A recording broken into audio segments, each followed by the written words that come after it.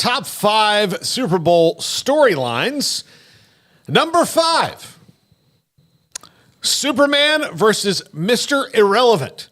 And this to me is, you're going to enjoy watching both quarterbacks in this game, but the paths have been very different. Obviously, the 10th pick in the draft and everything that Patrick Mahomes has done to Brock Purdy coming out of nowhere to not be the intended starter. They drafted Trey Lance with the 2nd overall pick a couple of years ago. They drafted Brock Purdy with the last pick. Jimmy Garoppolo was there, and he got hurt. And then, Lance started the season. Then Garoppolo comes back in. They both get hurt. Purdy comes in, has been absolutely fantastic since that point.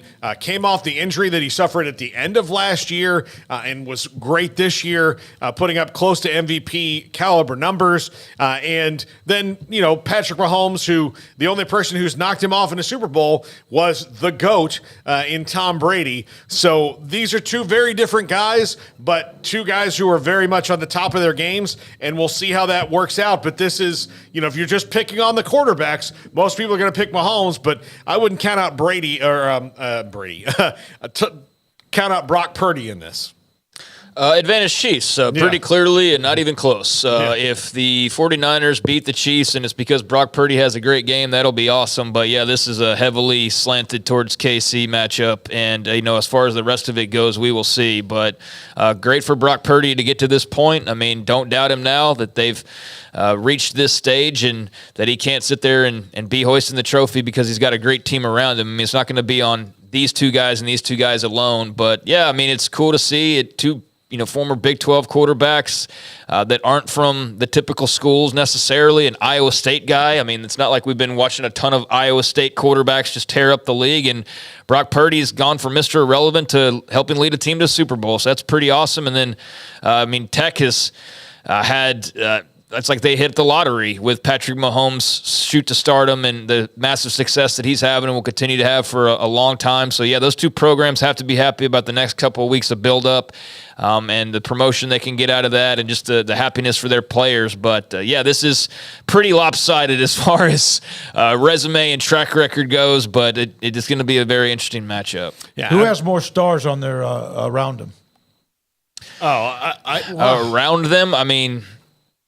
I would say Purdy does because probably if you're talking about the entire team, or I think it's pretty close. We act like Patrick's like sitting here dealing with bums off the street, and it's like these guys are pretty good. The best tight end maybe and a pretty good O line, and I don't know. Well, look, one of the only tight ends that you can say is better than George Kittle is Travis Kelce, right? So, he's got an advantage there. Wide receivers are advantage Brock Purdy because he's got Debo and Brandon Ayuk. Yeah. Those guys, you saw, if you hadn't really watched the 49ers or known about Brandon Ayuk, you saw him yesterday, he is exploding into the NFL. And they don't have a bad tight end either. No, as I said, the only one who's probably better is Travis Kelce. Yeah. That's just, that's the luck of the draw there. But the top two tight ends of the league probably are in this game. I think if you're talking about, the best running back right now is in the game and Christian McCaffrey. But I think Patrick Mahomes' own score for himself it takes up about 2 or 3 of those Niner stars. The impact that he can have on the game. Yeah, I think you can make an argument probably for San Francisco all around, but I don't know. Kansas City's got some dogs on defense too, so it's pretty even. It's going to be a talent fest for sure. Their defense really has been more consistent than anything else they've had, and they needed it this year because of sometimes the concerns in the passing game or on offense. Yeah. Number 4, the rematch of 2020 in Miami. This was a game that was Mahomes' breakout and all that. And it was Jimmy Garoppolo was the quarterback for the 49ers, and they built it very much on the defense side of the ball, and their offense was very efficient. But I don't think anybody thought that Jimmy Garoppolo was going to lead the 49ers to multiple Super Bowls, and maybe people don't think that about Brock Purdy. What I will say that's different about this one is the 49ers offense is really explosive now, and Brock Purdy's a part of that. Look, there's upgrades everywhere else. So, Debo is one of the best players in the game. Brandon Ayuk is an upgrade over everything they had before. Kittle's still there. A lot of the offensive line is still there. Some of the defenders are still there. Christian McCaffrey has joined this, and even when he's having a bad game, he's still kind of having a good game. You can do so much with him. So because they have an offense that's now so completely flexible, it is a lot different. And maybe Mahomes' receivers aren't as reliable, but here comes Rashee Rice, a rookie who's really starting to establish himself. MVS is starting to make the catches when he needs to. And then you've got Isaiah Pacheco, who runs like he's mad at the grass. So it's all kind of working out for the Chiefs. He runs hard, and yet sometimes it doesn't look like he's going anywhere, but he does elbows, and you know what is what the way he runs. Yeah. So what did somebody ask him? Does he runs like he's about to get bitten by a zombie? And he was like, I don't know about that. But yeah, so that's an interesting storyline here. Anything on that, guys? We can go to the next one. No, I just in style. Right. Number 3. Which defense can impose their will more? These are two very good defenses. Kansas City, obviously, yesterday imposed their will a whole lot more than San Francisco did. But the Niners are a team that has a ton of defensive stars. Fred Warner is as good of a defensive player as there is in the league, not to mention Bosa and Young in the ends. What they have up the middle with their defensive tackles. Dre Greenlaw, the other linebacker, a really good secondary. The Chiefs' defense overshadowed by the fact that Mahomes is on the other side, but has been elite all year. So which one can actually impose their will more? Right now, I'm kind of leaning towards the Chiefs just because that's what they've been doing. But if the 49ers, smell blood in the water, they've been a team that can really attack you. It doesn't matter who you are. Yeah, I'm interested to see if Bosa or those guys can find a way to wrangle Mahomes. It's amazing his ability to escape or just not even have pressure basically whatsoever a lot of the time. I mean, he's got such a clean pocket, and then when he does finally get some pressure, he's able to show his athleticism or just he's such a big body that it bounces off of him as opposed to bringing down a lesser guy. But both defenses really good. 49ers more known for that, but now the word's been out on how good Kansas City is, and so that's going to be a lot of fun to see which one can maybe grab a pick that turns the tide of the game or is able to get the most pressure on the opposing quarterback. But that's going to be the big storyline, even though most of the focus will probably be on the quarterback matchup or just all the stars out there. Now, look, Chris Jones is there, so he kind of makes up for a lot of this. But Charles Omenihu will be out. He tore his ACL. And Derek Nandi, their starting defensive tackle, also out. He's got a torn pec or tricep or something in that regard, and he will not be there. So that is a hit for the Chiefs' defense. Number 2. Shanahan versus Reid. I find this very interesting because Kyle Shanahan is where Andy Reid was before he got to Kansas City right now in his career. He's getting the team regularly in the NFC Championship game into his second Super Bowl. This is his second chance to win it. He hasn't gotten through there. You wonder, would maybe this kind of help him break through and be even more consistent if he got the win like Andy Reid has?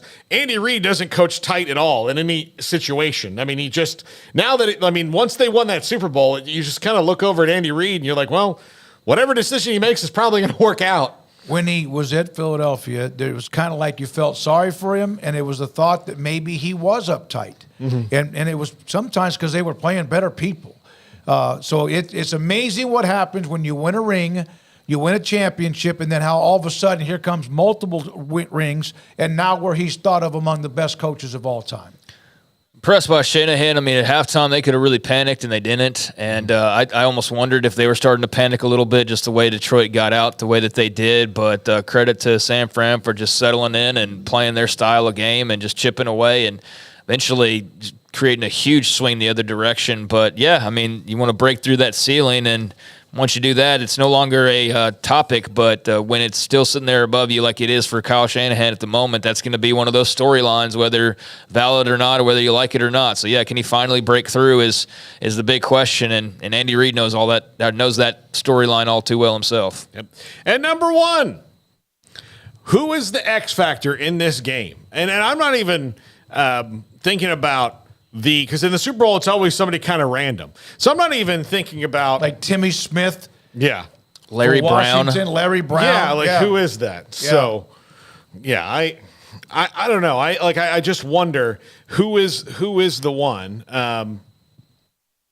Who's the guy comes out of nowhere? It's probably not going to be McCaffrey or, I mean, we know we're from them, but, is it Jawan Jennings making a huge play, the third wide receiver? Who, is it somebody random on defense? Look, the X factor in the game at a point for the Chiefs this last week was Deion Bush, who got an interception in the end zone, and he had been in for 2 total plays. Like, he just came in 2 plays before, made a big interception, and really took the wind out of the Ravens' sails. It's even that much more in the Super Bowl, so I'm wondering who's going to come out of nowhere. Is it Kyle Juszczyk, who made a big play yesterday? Who makes the big play that we're not expecting in the Super Bowl, or who kind of comes out of nowhere that they don't expect because everybody's focusing on, let's make sure that McCaffrey's not a factor. Let's take all the stuff that Debo does out of there. Let's lock down, Brandon Ayuk with Snead and make sure he doesn't get open deep. All those things, if those work, who's the guy that could come out of nowhere and win it for somebody?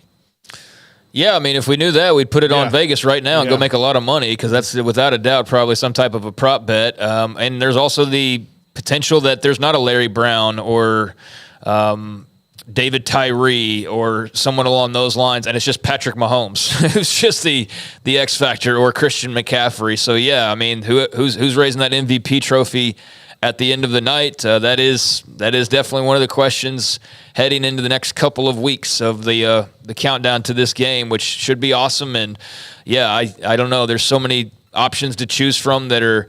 I mean, there's so many names in this game. It's almost unfair when you look at the rosters. I know Chiefs aren't quite, like when they had Tyreek Hill, it almost felt like they had an unfair amount of talent, and they still got a good bit. But then if there's anybody who has like more name talent, it's San Francisco. But yeah, you got a lot of great options in this game on all sides of the football. So yeah, that is definitely a big question entering Vegas here in a couple weeks. All right, I don't really have any like that. You may have to even go to Vegas and look down the list after about 12 or 15 names of who that might be. I'm going to throw one out there. Clyde Edwards-Helaire, been a total bust for the Chiefs. Okay. But, he was good his first year, wasn't he? A little bit, yeah. And then it's just, Pacheco, yeah. Yeah. Yeah, and someone like Pacheco could pop a long one. Justin Watson. Yeah. He made 2. He had a huge catch yesterday, and he fielded a punt down at the 1-yard line. He's the one that had a couple of drops. Well, of course, all of them did. They struggled with that was par for the course for being a Chiefs receiver. Marquise Scantling. Yeah. If all of a sudden he was to do that after he had gone up and down with Aaron Rodgers. Last 2 weeks he had tons of drops, including one. I can't remember. Maybe it was against Buffalo in that game. He had a drop on a clear touchdown in the regular season game. But last week against Buffalo, 2 big catches. And then last night, the catch to seal it. Yeah, the dagger on his back as he's falling down, and he made that catch. Yeah.